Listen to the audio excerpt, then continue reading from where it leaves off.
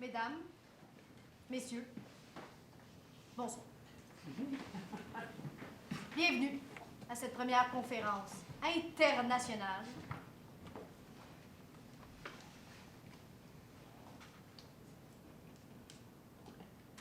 d'astro-objets physiques.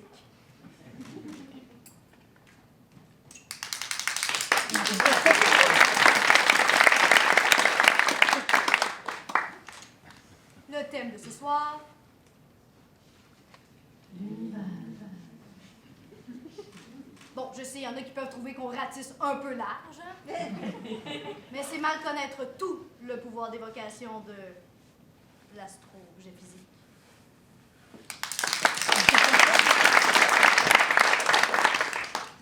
Mesdames, Messieurs, préparez-vous à embarquer dans une aventure rocambolesque qui vous emmènera jusqu'aux quatre coins de la table et même au-delà.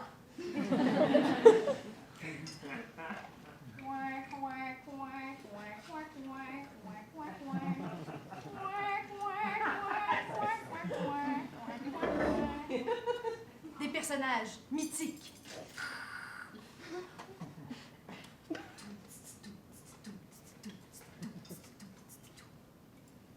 Des questions fondamentales. Et même des révélations scandaleuses.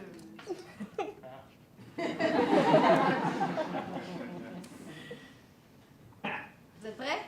Ouais. On décolle.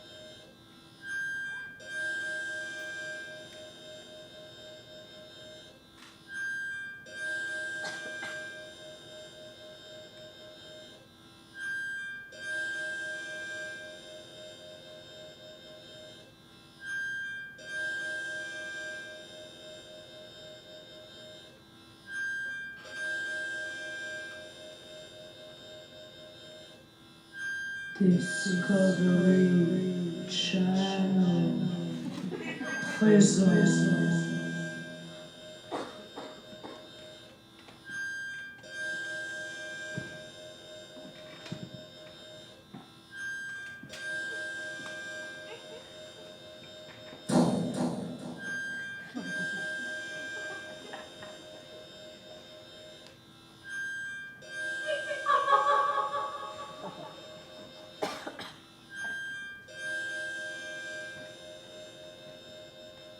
Yo. Une brève histoire du temps.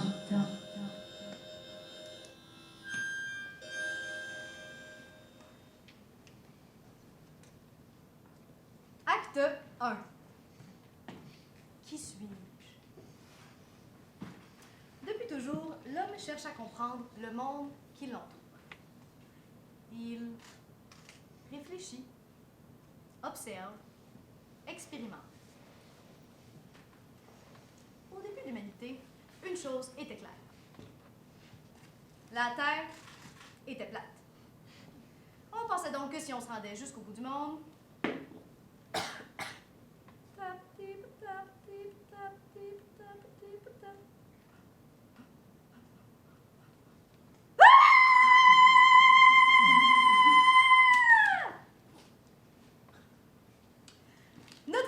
scientifique commence donc dans la Grèce antique.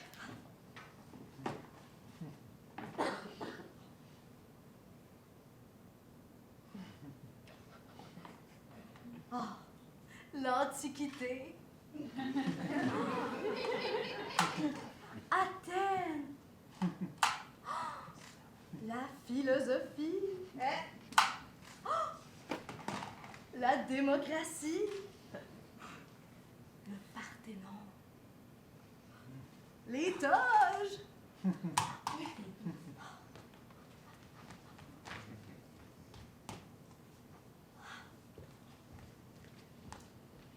Et un grand, très grand philosophe du nom d'Aristote.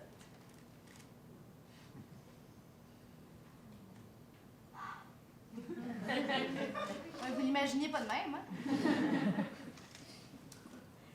Aristote, contrairement à ses maîtres Socrate et Platon, c'était pas un idéaliste. Lui, il préférait s'occuper des vrais hommes. Évidemment, comme philosophe, Aristote se posait bon nombre de questions existentielles. Mais il lui arrivait aussi que certains soirs de novembre, la réponse à l'afflux de toutes ces questions existentielles qui arrivent en même temps ressemble plus à, disons, l'équivalent Grèce antique de se commander 100 pièces de Saint-Hubert puis de manger tout seul en écoutant le ciel Netflix jusqu'à 3 heures du matin.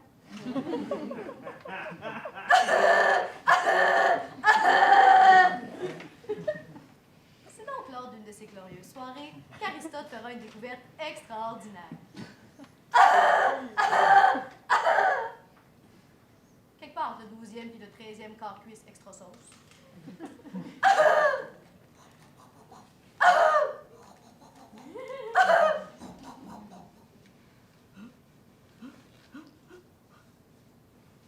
La terre est même pas plate!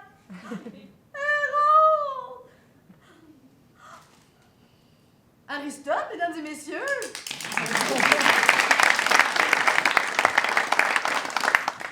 Mais bon, Aristote a beau faire une découverte qui change le cours de l'histoire, ça reste quand même un philosophe de l'Antiquité grecque qui aimait mieux passer son temps à réfléchir à des théories sur le monde sans jamais rien essayer dans la vie réelle.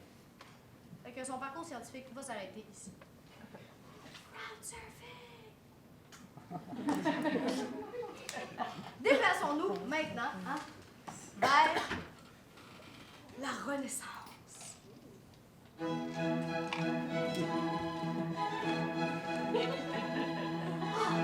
La Renaissance!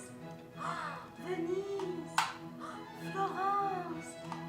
Les palais! Léonard de Vinci! Un spaghetti! Et un astronome polonais.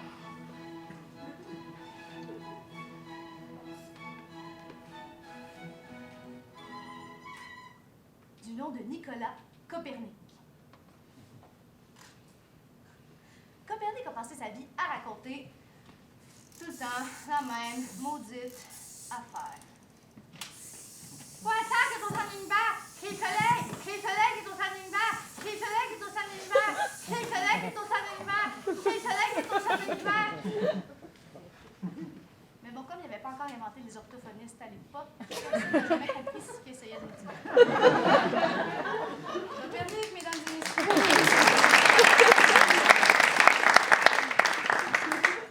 Bon, pour aller plus loin, il faudra attendre l'arrivée d'un grand homme. Surnommé le père de la physique moderne.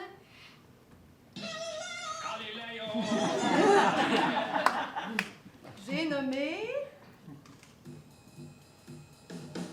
Mesdames, messieurs, c'est lundi soir, vous savez ce que ça veut dire. C'est l'heure du quiz le plus hot à Rome. Un candidat, 3 questions. 3 fois oui, c'est la foi garantie. Découvrez le jeu qui a enflammé l'Europe. Un quiz où il faut bûcher dur pour garder la tête.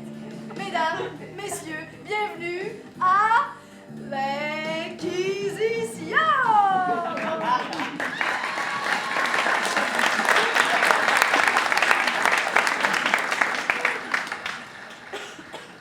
Mesdames, messieurs, bienvenue à ce nouvel épisode de l'Inquisition. Ce jeu qui nous rappelle que, malgré les écrits de certains humanistes sur la Renaissance, nous vivons toujours bel et bien au Moyen-Âge. Notre candidat de ce soir est un très bon ami à moi. Alors j'aimerais qu'on lui fasse l'accueil des plus chaleureux, au moins aussi chaleureux que les femmes dans lesquelles on risque de brûler. Alors, mesdames, messieurs, donnez-moi un O. O. Donnez-moi un I. I. C'est Galiléo Galilei.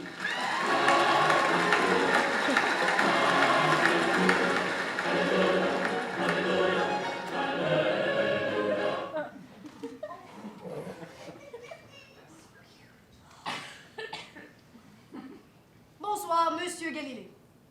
Vous allez bien? Ouais. Oui. Bref, passons tout de suite au jeu. On révise les règles pour tout le monde à la maison. Je vais vous poser 3 questions très simples.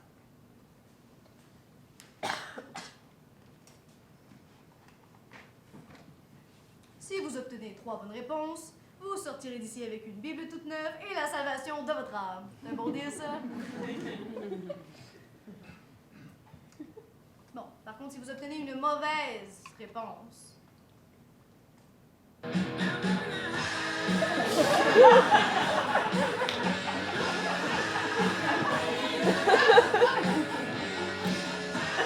Bon, vous voyez l'idée, là? Mais bon, Galilée, écoutez, vous êtes un bon Jack, je vous aime bien, fait que je vais vous donner un truc infaillible. On écoute bien tout le monde à la maison, on sait jamais quand ça peut servir, hein? Toutes les réponses. Commençons tout de suite avec la question 1. Monsieur Galilée, croyez-vous en la Sainte Trinité, Dieu le Seigneur Tout-Puissant, notre Père, qui est aux cieux, Jésus-Christ, le Seigneur ressuscité et le Saint-Esprit, tel qu'il est écrit dans la Bible. Amen.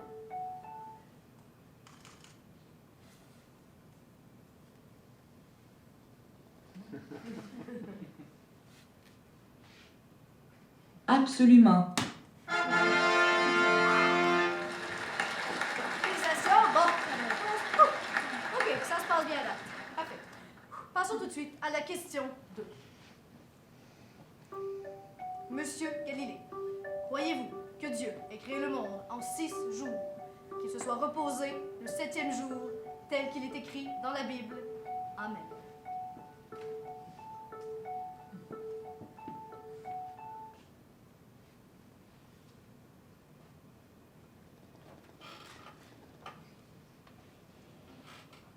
Absolument.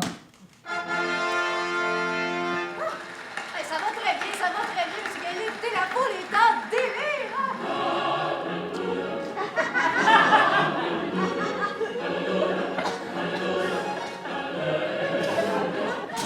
Bref. Nous voilà maintenant rendus à la grande finale. Question 3. Monsieur Galilée, pour une Bible neuve et la salvation de votre âme, croyez-vous que Dieu ait créé le monde avec la Terre au centre de l'univers et le Soleil et les autres astres qui tournent alentour, tel qu'il est écrit dans la Bible? Amen.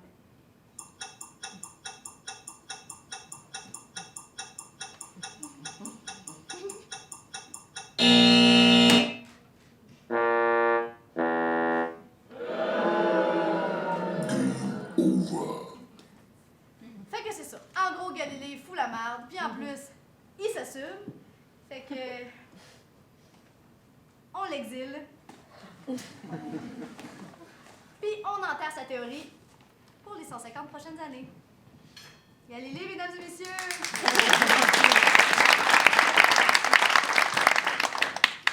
Acte 2. Où suis-je? Pour aller plus loin dans notre connaissance du monde, il faudra se déplacer vers une contrée très lointaine.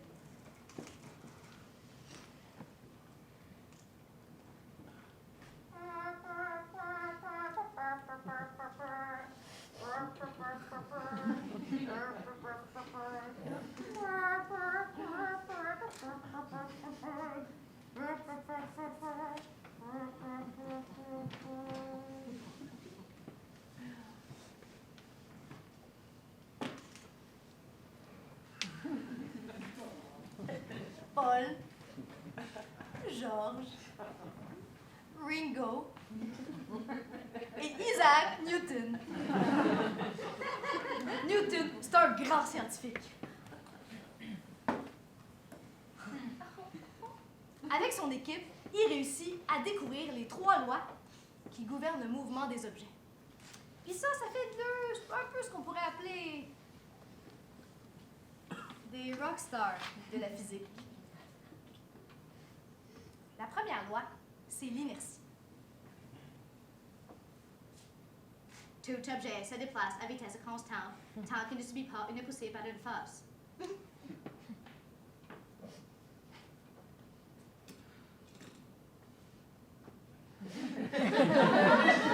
C'est leur premier hit. Hey, toi, je veux dire quelque chose que je pense qui t'intéresse. Sais-tu, toi, que quand un objet se déplace, c'est toujours en ligne droite? Oui, toujours en ligne droite. Puis à la même vitesse. Isaac Newton!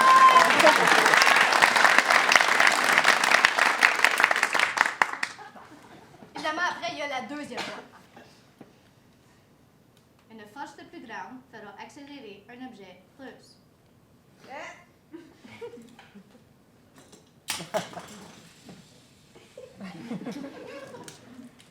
Mais la même force sur un objet plus massif aura moins d'impact.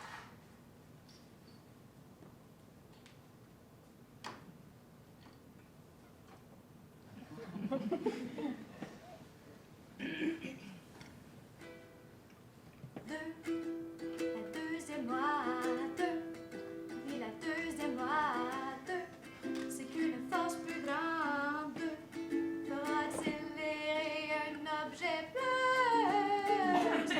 Quand j'étais jeune, c'était toujours moi le petit gros qui se faisait bousculer dans la cour de récré. Puis c'est là que j'ai compris ma deuxième loi chérie, qu'une force sur un objet lourd a pas mal moins d'impact que la même force sur un poids plus, que la même force sur un poids plus. Vive la revanche des petits gros. Grâce à la deuxième loi.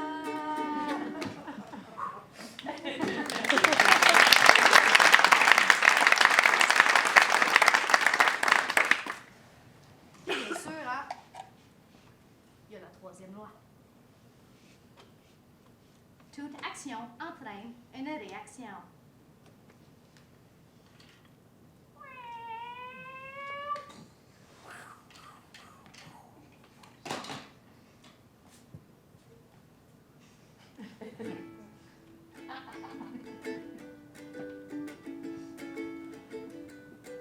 Oui, chaque action entraîne une réaction. Une réaction, elle est opposée, opposée, opposée et égale, opposée et égale, oh, oh, oh.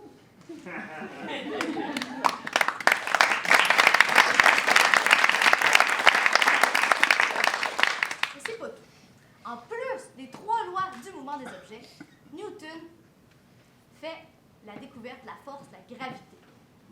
Ça, c'est son gros. C'est ma préférée.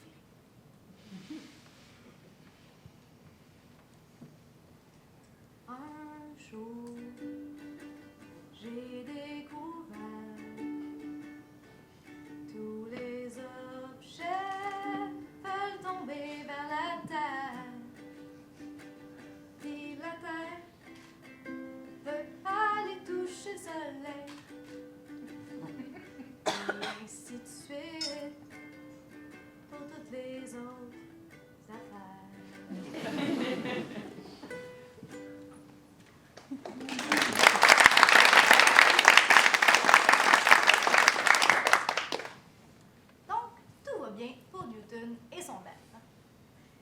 Mais qu'est-ce qui vient toujours gâcher les bons vieux trips de boys, hein? Une chicks.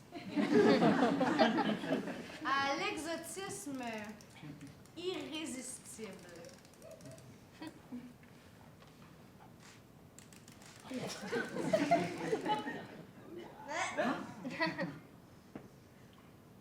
Évidemment, face à une créature aussi élégante et clairement vraiment plus mature, disons que le petit boy band de Newton perd pas mal de son importance. Hello, goodbye, you say goodbye, nice say yoko.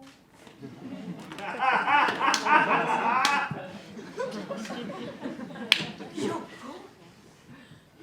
Yoko!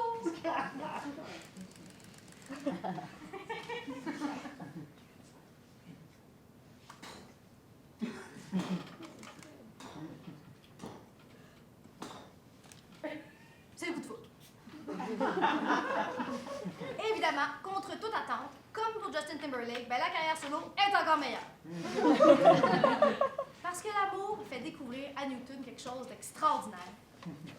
Son dernier succès. Quand tout était plus clair, je savais où je m'en allais. C'est assez pire qu'un calvaire. Je sais jamais où on est. Imaginez-vous un lit s'éloigne de vous. C'est pas si c'est le lit. Bouge aussi, c'est nous. Yoko. Ouais, comme moins clair, hein, celle-là. OK, je vais faire un exemple. Mais d'abord, fermez les yeux. Là, fermez.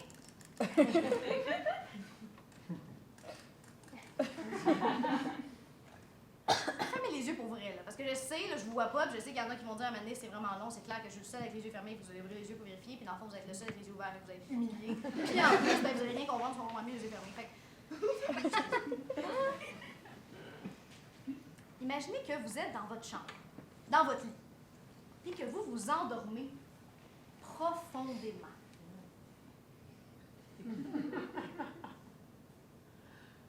À votre réveil, votre chambre a disparu. Votre lit aussi. Vous vous trouvez dans une sorte de vide sombre. Maintenant, si je vous demande si vous êtes en train de vous déplacer ou non, pouvez-vous le savoir? Par exemple, êtes-vous immobile ou penchez-vous légèrement vers la gauche? OK. D'habitude, pour se déplacer, il faut s'en aller vers ou s'éloigner de quelque chose. Donc, si on est tout seul dans le vide, c'est comme impossible de savoir si on est en train de se déplacer ou non. Jusque-là, ça va. Gardez les yeux fermés. Vous êtes toujours dans le vide, mais tout à coup, votre lit réapparaît. Et il commence lentement à s'éloigner de vous. Il y a maintenant un autre objet que vous dans le vide. Alors, diriez-vous que c'est vous ou le lit qui bouge? OK. Pour la plupart du monde qui suit bien, d'habitude, on n'est pas vraiment capable de savoir si c'est nous ou le lit qui bouge, même quand il y a un autre objet de référence dans le vide. Dernier exemple. Le lit disparaît et je le remplace par le soleil. Vous êtes seul dans le vide avec le soleil. Je sais, c'est weird, c'est normal. Et le soleil commence lentement à s'éloigner de vous. Est-ce que vous diriez que c'est vous ou le soleil qui bouge? Peut-être les deux. Bon, là, dans ce cas-ci, il y en a qui vont peut-être se dire que vu que le soleil est pas mal plus gros et donc pas mal moins déplaçable facilement que nous, ben il y a des bonnes chances que ce soit nous qui bouge. Mais on s'entend que dans les faits, c'est la même chose qu'avec le lit. Peu importe la taille des objets, on n'est pas capable de savoir qui se déplace puis qui est immobile.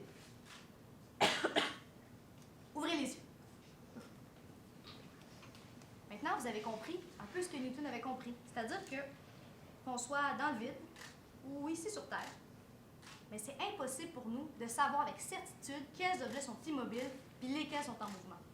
Tous les points de vue sont bons.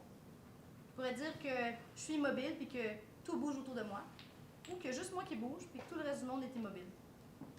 Les résultats physiques sont les mêmes dans les deux cas, puis il n'y a pas de manière de prouver qui a raison, même si on change de point de vue. Mais ça va plus loin. Le fait qu'on ne puisse pas savoir quels objets sont immobiles, ça veut dire qu'on ne peut jamais attribuer de position absolue à un objet. OK, exemple. Imaginez un train. OK? Dans un des wagons du train, 2 athlètes s'entraînent en vue des Olympiques de ping-pong.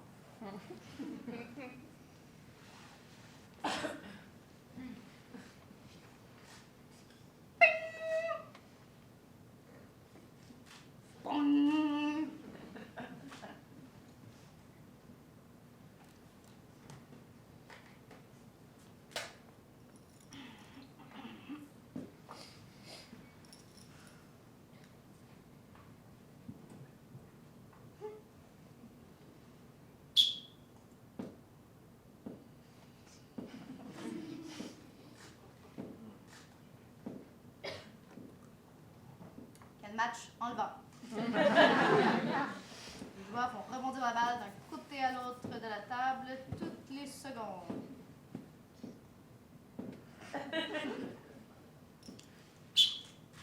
Bon, pour les joueurs, la balle parcourt la longueur de la table, disons 1 mètre, toutes les secondes. Okay? Maintenant, imaginons que vous vous trouvez à ce moment-là dans un champ, traversé par un chemin de fer, puis que vous voyez le train passer. Grâce à votre vision bionique, vous apercevez le cou d'un des joueurs traverser la table.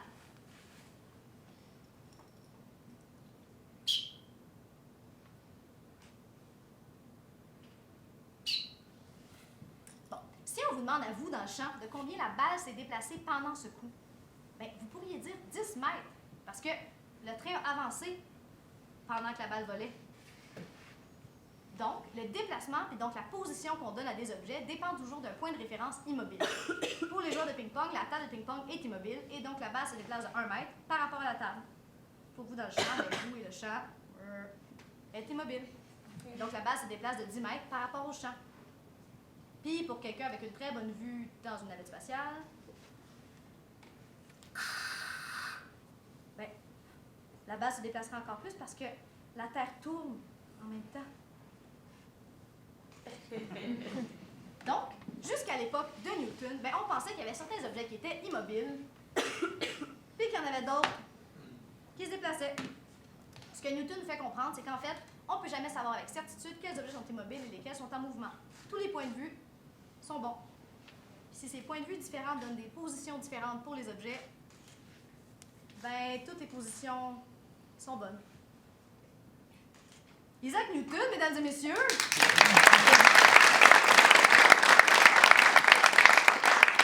Et c'est pas fini! La prochaine grande révolution scientifique nous viendra d'un endroit mystérieux, mais familier. La lumière. En fait, à l'époque de Newton, on pensait que la lumière voyageait à une vitesse infinie. Mais un peu après, un autre de nos super-héros de la science réussit à calculer la vitesse de la lumière.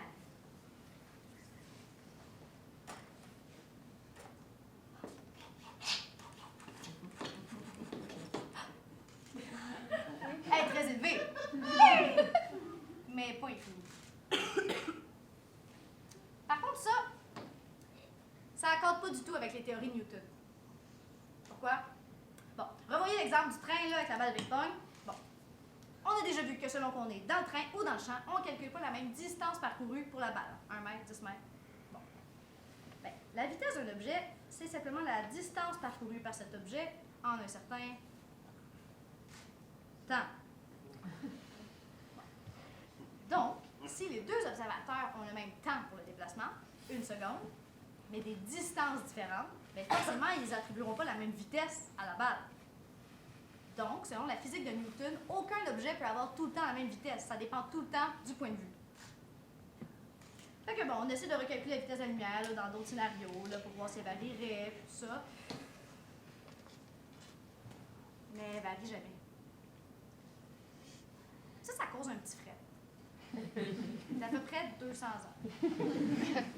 Fait que bon, on fait comme on fait quand il y a des malaises dans des parties de famille, hein, on change de sujet. La chimie fait des avancées fantastiques, la bio aussi. Ah, Einstein épate tout le monde avec sa théorie de l'évolution. Un autre scandale judéo-chrétien s'ensuit, bien sûr, business as usual dans le monde de la science. Et on en arrive au 20e siècle. Entre les premières voitures, les premiers toasters et les premières guerres mondiales, débarque un génie hors du commun.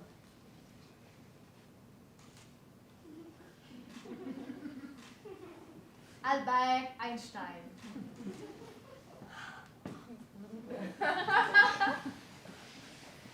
Einstein fera une proposition toute simple mais révolutionnaire.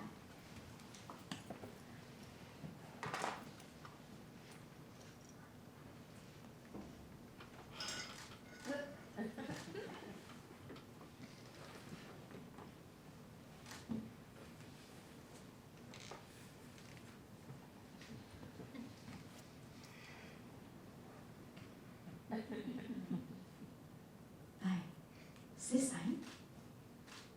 Les lois de la physique devraient être les mêmes pour tout le monde. Alors, on devrait tous calculer la même vitesse pour la lumière, peu importe la vitesse de notre déplacement à nous. Einstein propose la théorie de la relativité restreinte. Bon, dans la relativité, les deux observateurs sont d'accord sur la vitesse de la lumière. Par contre, ils ne s'entendent toujours pas sur la distance parcourue. Ça veut dire que pour quand même arriver à la même vitesse finale, les deux observateurs ne seront pas non plus d'accord sur le temps que le voyage a pris. La relativité met donc fin à l'idée du temps absolu. Oui, le temps est maintenant une mesure relative, propre à chacun, puis les mesures de temps de deux personnes n'ont pas à être pareilles. Très bonne excuse pour être en retard au bureau demain, soit dit en passant. Einstein signe le début d'une nouvelle ère pour la science. Le temps est plus séparé de l'espace comme on le pensait avant, mais il s'y combine harmonieusement pour former ce qu'on appelle un espace-temps à 4 dimensions. Bon. Et ça nous amène directement au fameux E égale MC au carré. Avouez que vous avez toujours voulu savoir ce que ça voulait dire. Mais ça se passe. Alors, tout objet, pour accélérer, pour augmenter de vitesse, a besoin d'énergie, comme une auto a besoin d'essence. Mais ce qu'Einstein a découvert, c'est que cette énergie-là, augmentée, faisait aussi augmenter la masse de l'objet. Puis comme on a vu avec Newton, un objet qui est plus massif a besoin d'encore plus d'énergie pour accélérer encore. Mais ça, c'est quelque chose qui devient juste important à des vitesses qui se rapprochent beaucoup de la vitesse de la lumière.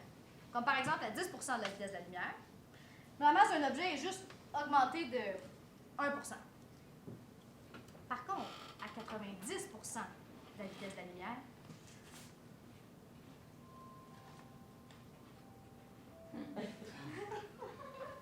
la masse d'un objet est presque doublée. Et en fait, Einstein a calculé que la masse d'un objet continuerait à augmenter de plus en plus l'objet se rapproche de la vitesse de la lumière. Puis bien, plus il devient massif, plus il a besoin d'énergie pour accélérer, plus il devient massif, plus il a besoin d'énergie pour accélérer. Bref, Einstein s'est rendu compte qu'en fait, un objet ne pourrait jamais atteindre la vitesse de la lumière, parce que rendu là, un objet devrait avoir une masse infinie, ça lui prendrait une quantité infinie d'énergie pour y arriver. C'est donc comme ça que E égale MC au carré condamne tout objet qui a une masse à se déplacer pas mal moins vite que la lumière. Désolé, George Lucas. Mais ça va beaucoup plus loin que ça, la révolution Einstein. En fait, si le temps est plus absolu, ça veut dire qu'il n'est pas nécessairement le même pour tous.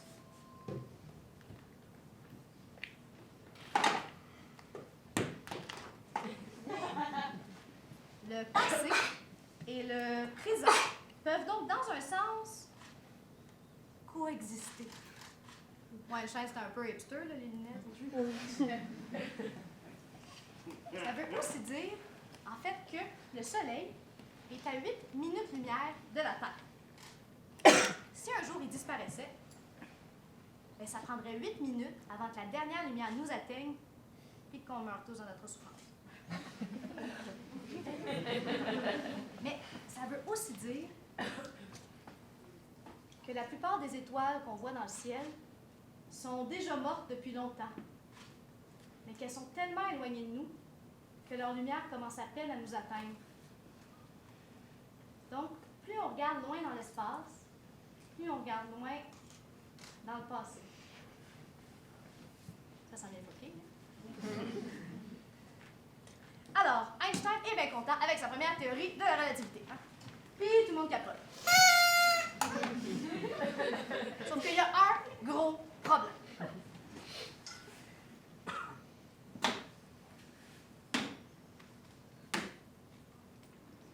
La relativité ne fonctionne pas avec la gravité. Pourquoi? Bon, ben parce que la gravité, ça marche selon la distance entre deux objets.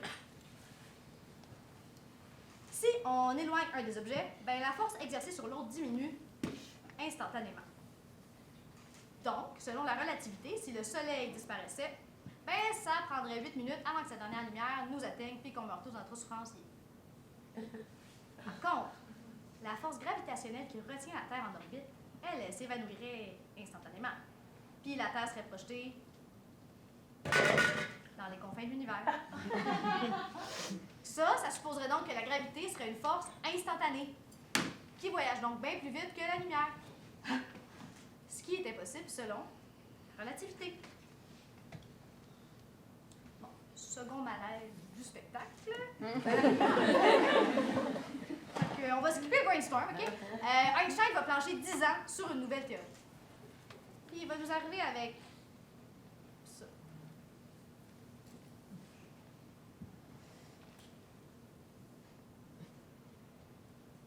La relativité générale. Que je vous avertis, au début, ça a l'air un peu n'importe quoi, mais à la fin, ça a quasiment du sens.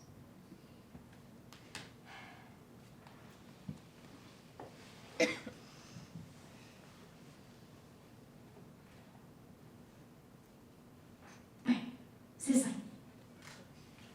La gravité, c'est pas une force comme les autres.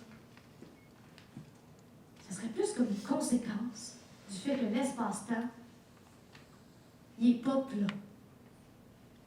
Hein? Oui! Il serait plus comme courbé, comme un crochet par toute la masse puis l'énergie dans l'univers.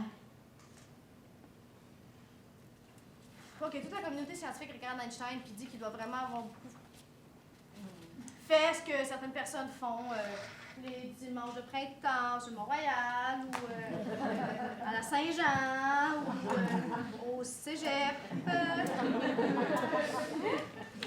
Jouer au hockey. C'est ça. Toute la communauté scientifique se dit qu'Einstein doit avoir vraiment beaucoup joué au hockey pour sortir des affaires de l'air.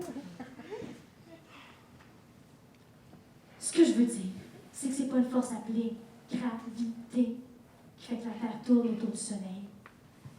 Dans le fond, la Terre, puis toutes les autres affaires dans l'univers, puis ce qui se rapproche le plus d'une trajectoire en ligne droite, dans un espace court.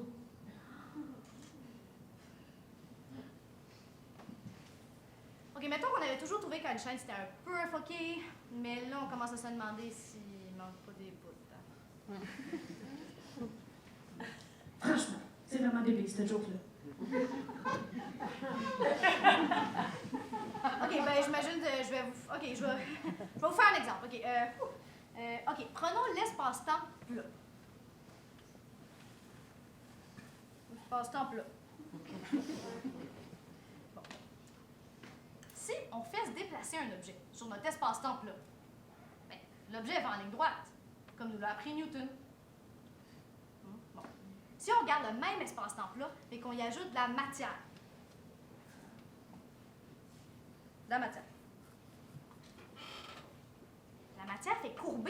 tissu de l'espace-temps? Hein? Ben, ça veut dire que si on refait se déplacer notre objet, sa trajectoire va être légèrement déformée, comme courbée, par la courbure de l'espace-temps. OK, autre exemple. OK, un avion survole un sol montagneux.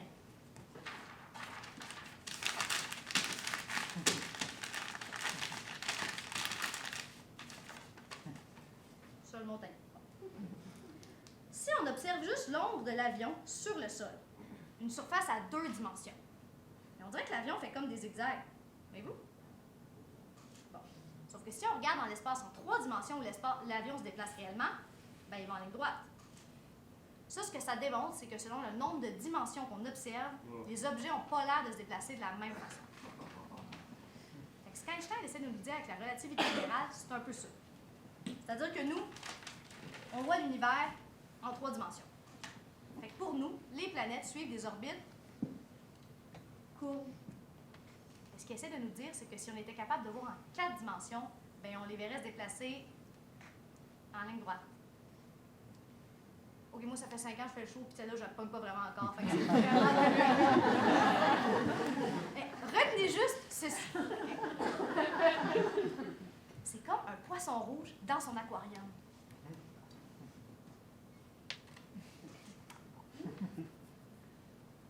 Il pense que tout dans le monde extérieur est courbé à cause de la forme du bocal. Avez-vous déjà pensé à ça? Ce qu'Einstein essaie de nous dire avec la relativité générale, c'est un peu la même chose.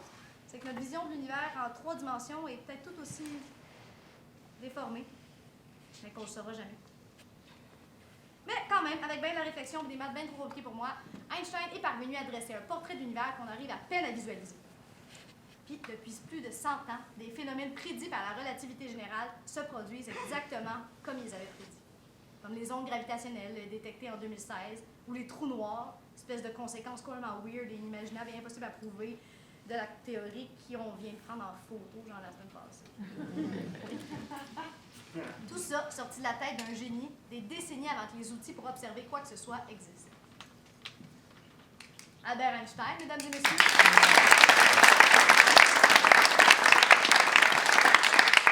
Et c'est pas fini!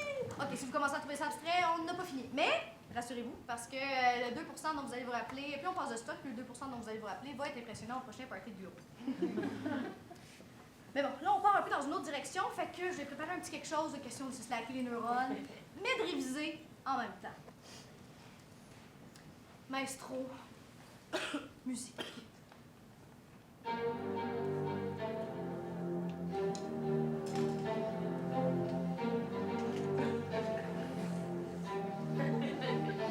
Yo, on vient de parcourir 2000 ans d'histoire. Je sais pas pour vous, mais moi j'ai le goût de m'asseoir. La terre est ronde, ma bière est flat. J'espère qu'à date, le show est pas trop plat.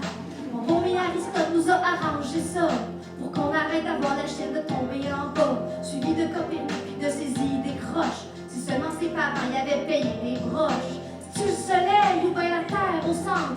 Galilée nous répond en écoutant son ventre. Par contre, ça finit mal pour notre petit chrétien. La cour du dark side est jamais bien loin. Et ça, c'est le bout où on est mélangé. C'est-tu le lit qui bouge ou bien c'est moi qui est mêlé? Des pommes dans le diable, des wagons déchaînés.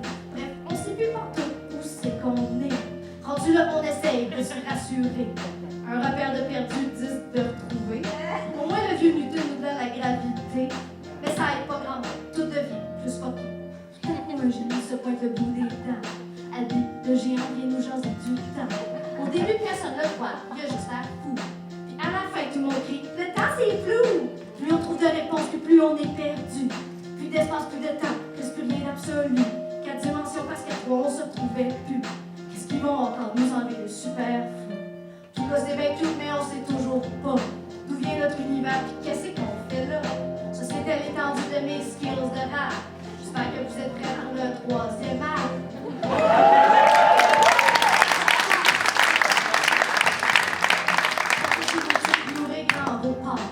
Avec la chance, tout va finir par avoir un rapport.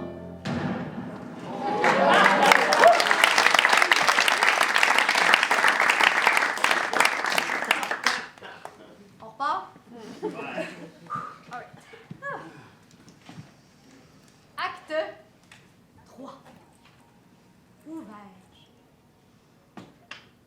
ben nous voilà déjà rendus au 20e siècle. Einstein vient d'épater tout le monde avec sa relativité générale. L'espace et le temps tel qu'on les concevait depuis le début de l'humanité ont foutu le camp. On ne sait plus vraiment où est-ce qu'on est, quand on est, qu'est-ce qui se passe, bref. Beau programme. Depuis toujours, les scientifiques avaient considéré l'univers comme quelque chose de fixe, d'éternel, d'immobile, d'immuable. L'espace et le temps étaient vus comme un genre d'arène, à l'intérieur duquel le reste des événements se déroulait, mais sans les influencer. Mais depuis la relativité générale, l'espace et le temps sont devenus des entités dynamiques. La courbure de l'espace-temps influence le déplacement des objets, mais la masse et l'énergie des objets influencent elles aussi la courbure. Fait que là, les scientifiques regardent l'univers et se mettent à se demander s'il est vraiment si fixe que ça. Si même l'espace et le temps, on peut plus se fier à ça, il ne reste plus grand-chose. Et tout ça commence, comme trop peu de nos cours d'histoire des sciences au secondaire, un soir d'été sous les étoiles.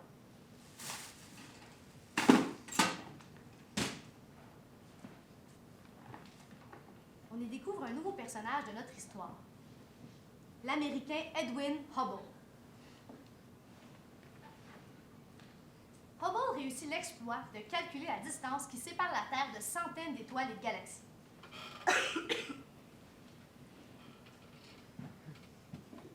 Trois corps forts. Edwin Hubble, mesdames et messieurs!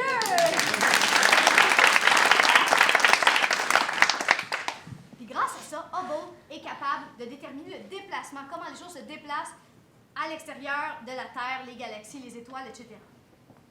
Au début, il se dit que tout va bouger un peu n'importe comment dans l'univers. Mais ce qu'il réalise, c'est qu'en fait, la plupart des étoiles et galaxies s'éloignent de la Terre. Pire, plus les galaxies sont situées loin de nous, plus elles s'en éloignent vite.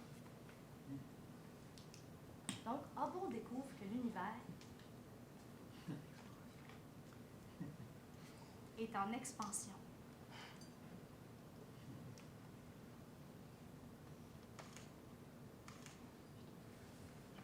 Au début, l'expansion est vraiment un choc pour les scientifiques parce qu'on avait toujours vu l'univers comme quelque chose de fixe, éternel, immuable, blablabla. Sauf qu'en fait, l'expansion est sûrement une bien bonne nouvelle. Surtout pour contrebalancer l'effet de la gravité. Vous vous souvenez de la gravité qui vient toujours foutre la merde dans chaque nouvelle théorie? Well, guess who's back? Cette fois-ci, le problème, c'est que la gravité est d'une force qui est toujours attractive. En gros, c'est comme l'alcool à un party. Tu sais, dans une soirée moyennement arrosée, au début, on est à sa place, fait ses petites affaires, ça se passe bien. Si on abuse des substances, il y a des rapprochements douteux. Ben, c'est ça. Si vous voulez pas que toutes les planètes, les étoiles, les galaxies s'en viennent se jeter sur nous comme une gang de gens trop sous dans un party malaisant, dites merci à l'expansion de l'univers.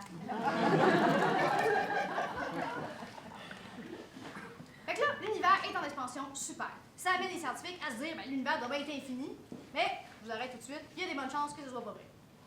L'univers serait plus comme un espace fini, mais sans limite. Exemple. La surface de la Terre, c'est une surface à 2 dimensions, qui est latitude, longitude. Bon. Ben, je peux partir de n'importe quel point sur Terre, puis avancer en ligne droite. Je ne vais jamais rencontrer d'obstacles infranchissables. Éventuellement, je vais revenir à mon point de départ. Donc, la surface de la Terre, c'est une surface à 2 dimensions, qui n'est pas infinie, mais qui n'a pas de limite. Ben, l'univers serait comme la même affaire, mais en 3 dimensions. En tout cas. Mais quand même. Êtes-vous dans bon, mesdames et messieurs? Hey, mine de rien, c'est notre dernier scientifique du spectacle, ça veut dire que vous avez presque survécu. Un temps. On a fait du chemin depuis le début, hein? Aristote, Galilée, Newton, Einstein. Oui, Hubble. Mais ça, on s'entend. C'est juste la moitié de l'histoire. Et si, comme nos chercheurs, nous aussi, on changeait de perspective? si, comme eux, on remettait en question l'ordre établi, mais on verrait peut-être, ici, derrière Hubble, Henrietta Leavitt, l'astronome qui a développé la technique pour mesurer la distance qui sépare les étoiles de la Terre grâce à leur luminosité. Une technique Hubble va utiliser pour découvrir l'expansion de l'univers. Derrière Einstein, peut-être Emily Noether, qu'Einstein considérait comme le plus grand génie mathématique de son époque. Le théorème de Noether serait aussi important pour les physiciens que la relativité. Derrière Newton, peut-être Émilie du Châtelet, physicienne et traductrice des écrits de Newton vers le français, une traduction qui est encore utilisée aujourd'hui. Derrière Galilée, Maria Kunitz, une astronome qui a corrigé les travaux de Kepler sur la trajectoire des planètes en orbite. Les travaux qui ont ensuite été utilisés par un certain Isaac Newton pour développer sa théorie de la gravité. Et derrière Aristote, peut-être Hypatie, mathématicienne, philosophe et directrice de l'école néoplatonicienne d'Alexandrie. C'est la première mathématicienne occidentale connue. Ça, c'est même pas sa vraie face parce qu'on n'a pas cru bon l'immortaliser de son vivant. Derrière tout ça, il y aurait peut-être ces centaines d'autres femmes embauchées comme calculatrices humaines, je vous niaise pas, vous googlerez ça, c'est écœurant, qui ont permis à bon nombre de bons hommes de remporter bon nombre de prix Nobel. Alors, à toutes ces invisibles, à toutes ces oubliées, à toutes ces pas assez souvent nommées, une dernière fois, mesdames et messieurs,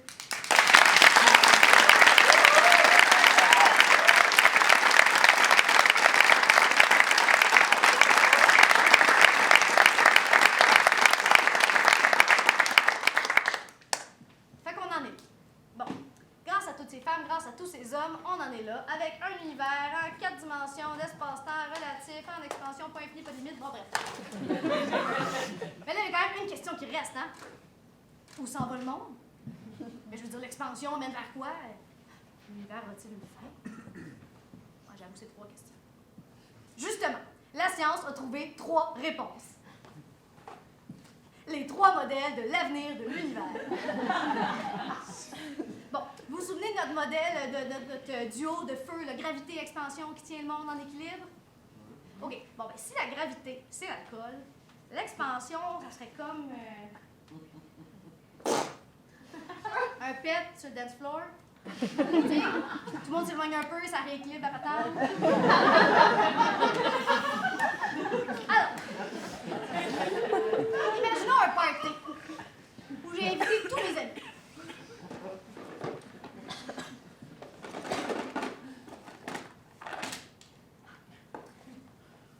Que je vais inviter aussi tous mes amis Facebook.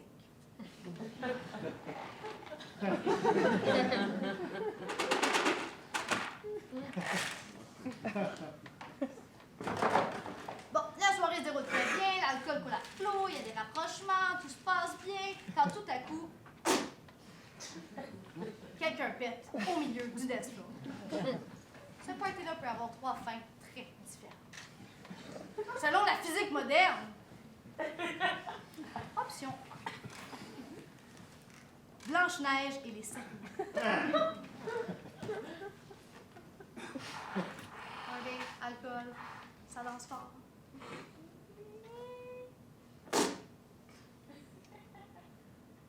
Au début, tout le monde s'éloigne parce que c'est franchement dégueulasse. Mais après quelques instants, la puanteur commence à avoir un effet étrangement aphrodisiaque.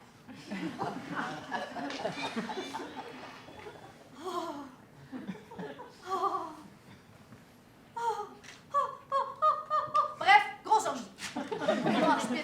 Gros dance battle façon Hulk Hogan. Tellement intense que tout le monde meurt étouffé.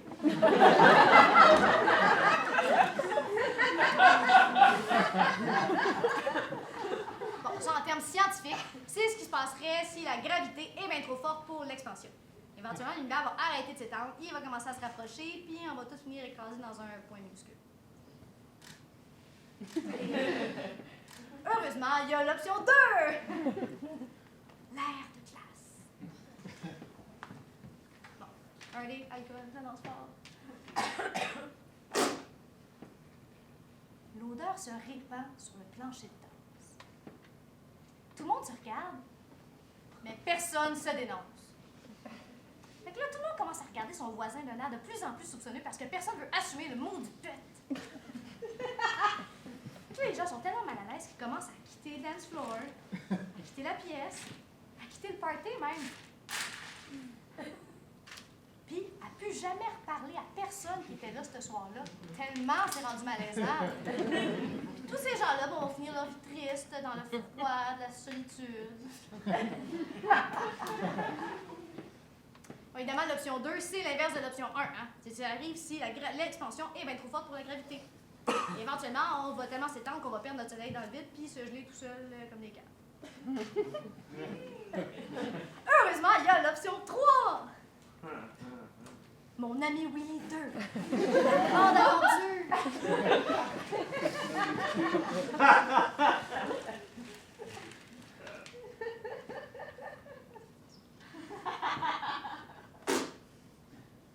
Les invités, n'étant ni trop sous pour se jeter l'un sur l'autre, ni trop dégoûtés pour s'enfuir en courant, font juste comme prendre un peu de place, prendre leur distance. C'est correct aussi dans la vie, hein?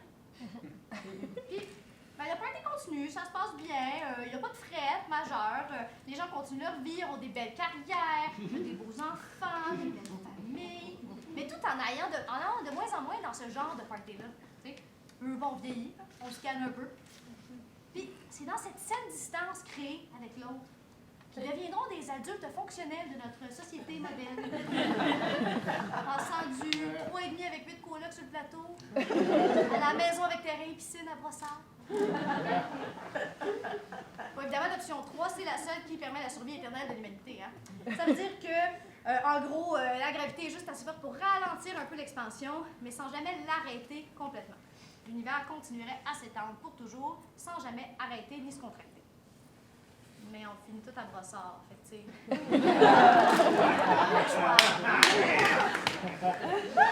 Mais bon, c'est bien beau sur 3 choix, on aimerait ça savoir c'est lequel le vrai. Mais bon, pour savoir ça, il faut savoir qui est le plus fort entre la gravité et l'expansion. En gros, l'expansion, c'est quand même facile à calculer. C'est comme la vitesse à laquelle tout s'éloigne de nous dans l'univers. Ça va. Pour la gravité, c'est un peu une autre histoire. Pour calculer sa force totale, il faut additionner tout ce qu'il y a de matière dans l'univers. Fait que bon, écoutez, les scientifiques s'y sont mis, hein? Puis mettons que ça prenait 100 piastres de matière pour arriver au scénario 3, là, avoir assez de matière pour ralentir l'expansion que l'univers vive pour toujours. Voici combien on a trouvé à date en additionnant tout ce qu'on connaît puis en rajoutant pas mal pour la logique.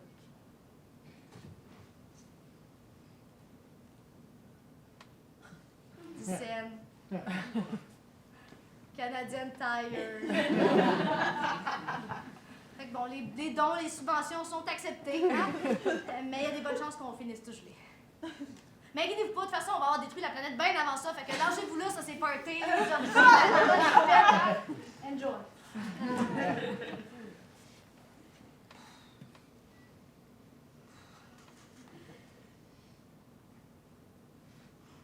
Tu sais, sans tout ça, là, y a rien.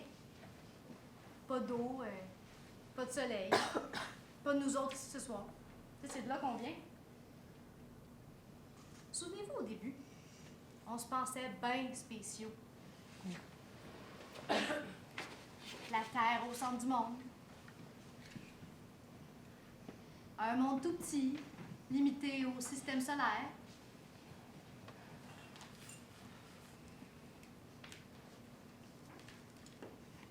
L'espace puis le temps qui était fixe, l'univers qui n'était pas en expansion, bref, c'était de bon temps.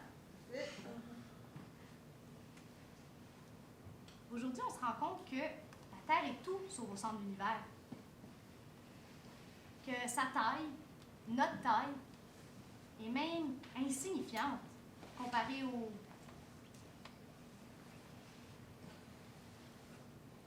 centaines de milliards de galaxies,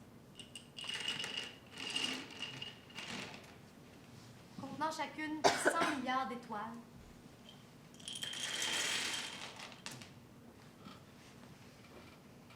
Autour desquelles gravitent des milliards de planètes comme la nôtre.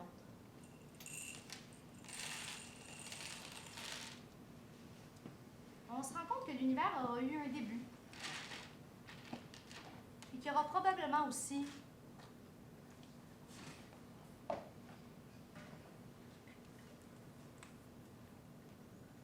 une fin.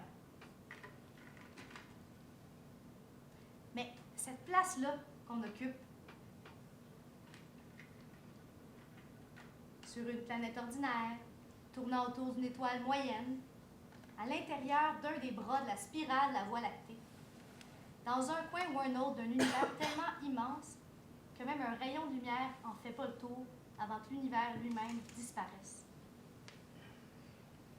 Notre petit monde n'a vraiment rien de bien spécial. Sauf peut-être ceci, que certains de ses habitants ont dédié leur vie, leurs pensées, leur court séjour sur sa surface à tenter de mieux le comprendre. Comment il bouge, comment on le perçoit, d'où il vient et où il s'en va.